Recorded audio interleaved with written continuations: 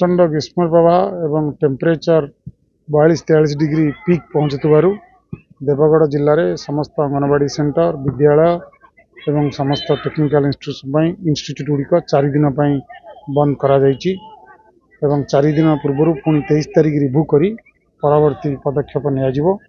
School बंद बेले तांकु जो आमर टेक होम रेशन अच्छी ड्राई रेशन सप्लाय करा जिवो से कौन अवहेला करा जिवो नहीं।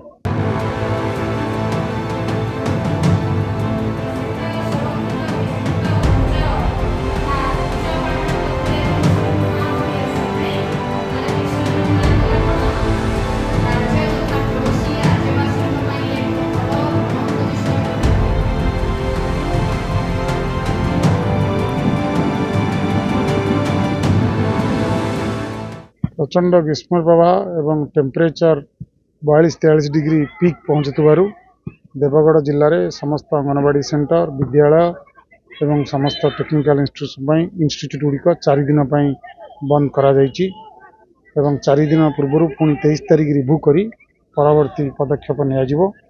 स्कूल बंद बेले तांकु जो आमर टेक होम रेशन अच्छी ड्राई रेशन सप्लाय करा जिवो से कौन अवहेला करा जिवो नहीं।